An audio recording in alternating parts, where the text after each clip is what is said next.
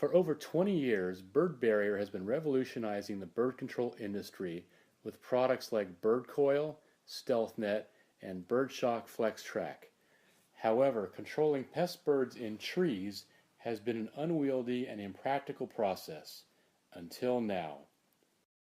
Bird Barrier's Tree Shock system takes the aesthetics and efficacy of our industry-leading Birdshock Flex Track and moves it into the trees, keeping pest birds and wildlife out by producing a harmless but memorable electrical shock along the tree's branches, and as we all know, birds know like zap.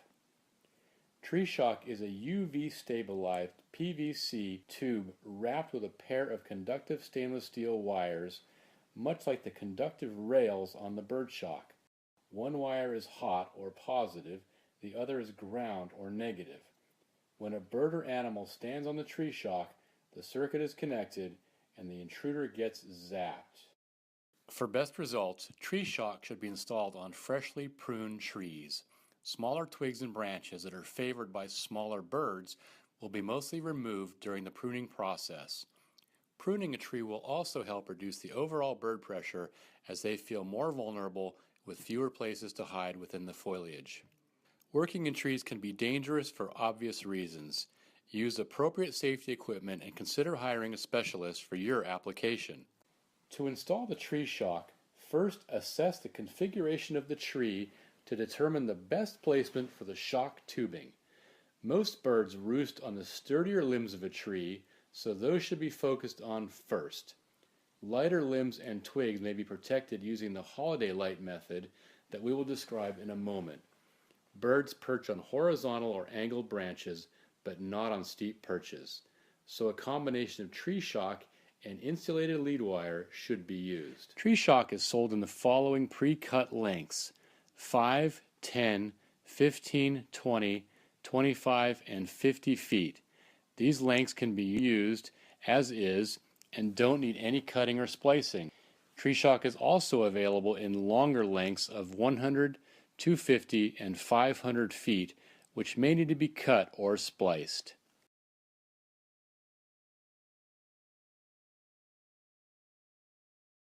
Use a tape or string to measure the main branches to be protected from the trunk to the tip.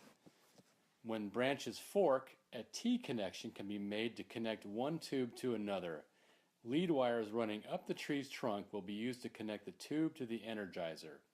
Determine a position to install the energizer that is easily accessible but not far from the lowest set of branches, but high enough that it won't be tampered with by passers-by. Cut the Tree Shock tubing to the appropriate lengths with the Tree Shock snips. These are heavy duty and will be able to cut through both the tubing and the wires.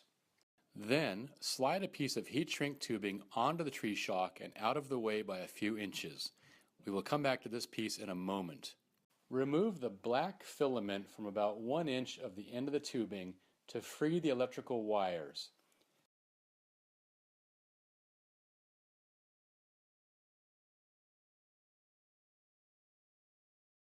Crimp a male connector onto each of the wires at one end of the Tree Shock section. Fold the wire over and insert into the connector. Crimp it down hard using the blue setting on the crimp tool. Test to make sure the connectors cannot slide off the wire. Slide the heat shrink tubing over the connectors and use a heat gun to shrink the tubing so it holds the wiring in place as shown. Make sure the two wires do not come in contact with each other. Use another piece of heat shrink tubing at the other end as well to hold the wires in place. Do the same thing with female connectors if the two tubes are to be connected to each other end to end.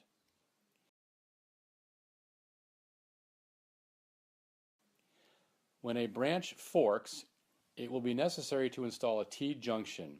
First, determine the placement of the junction. Next, use a utility knife to cut the thin black line holding the section of wire where the junction will be placed.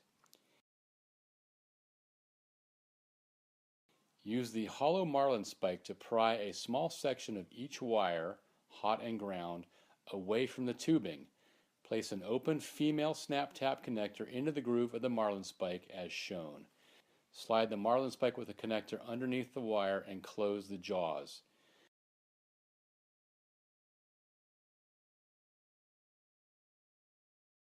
Do the same with the other wire. Insert the male connectors from the end of the second tube into the female connectors, and the connection is now complete.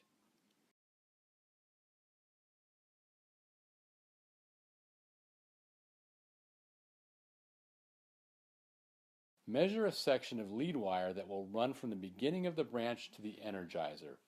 Strip the ends of the wires and crimp female connectors to one end and loop terminals to the other. Attach the female connectors to the male connectors at the end of each section of tree shock. Attach one loop connector to each of the two terminals on the energizer.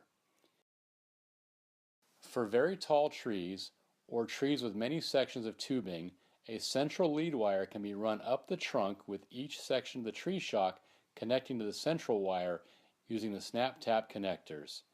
Separate the two wires from each other,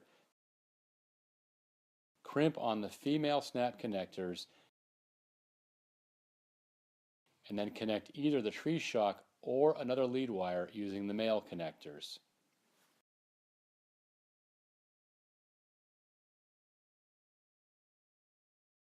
Tree shock tubing should be secured to the limbs every 2 to 3 feet or as necessary to keep the tubing on top of the limb. Use the mounting cable ties to affix the tree shock tubing to the branch. Position one of the ties at the trunk end of the run, loop it around the tubing, and tighten.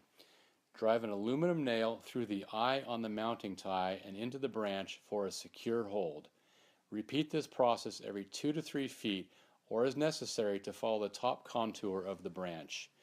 Aluminum nails will not damage the tree, and since they are soft, they will cut apart if they are ever hit with a chainsaw.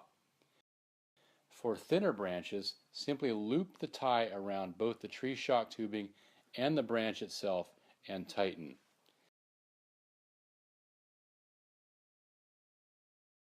Not only can tree shock tubes be secured on the tops of the limbs, they can also be strung from branch to branch to create perches in between the branches.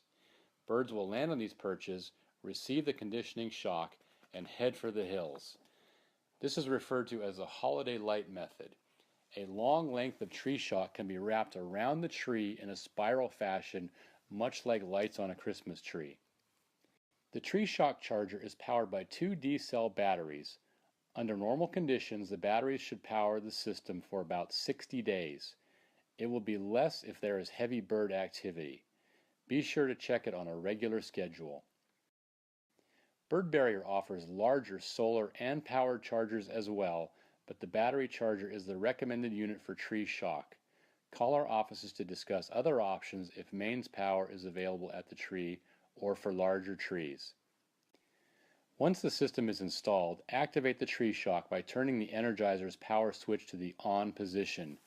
Test the tree shock for the proper voltage by using the Bird Shock digital track tester available from Bird Barrier. The tester reads in kilovolts, thousands of volts, and for most installations a reading of around 3, which is 3000 volts, is normal.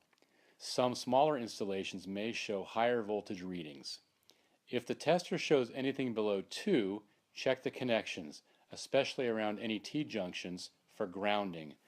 When possible, test each section of the tree shock. The wires wrapped around the tubing should always run parallel to each other and never come in contact. If there is a loss of voltage, it is most likely the positive and negative wire touching each other under the shrink tubing. Mount warning signs on the tree to notify people of the shock risk.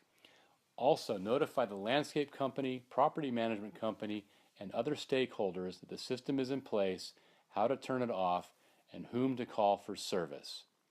One last thing to note. Trees are living organisms and their limbs grow longer and thicker each year. Proper maintenance of the tree shock system is essential not only to keeping it working in order, but to ensure the overall health of the tree as well. Once each year, turn off the charger and check the tubing and connections. Check and adjust all the installed sections of tree shock, especially any connections or T-junctions, as these are most prone to coming loose. Be prepared to replace cable ties, add or adjust tree shock tubing, repair any damage, and change the batteries in the charger.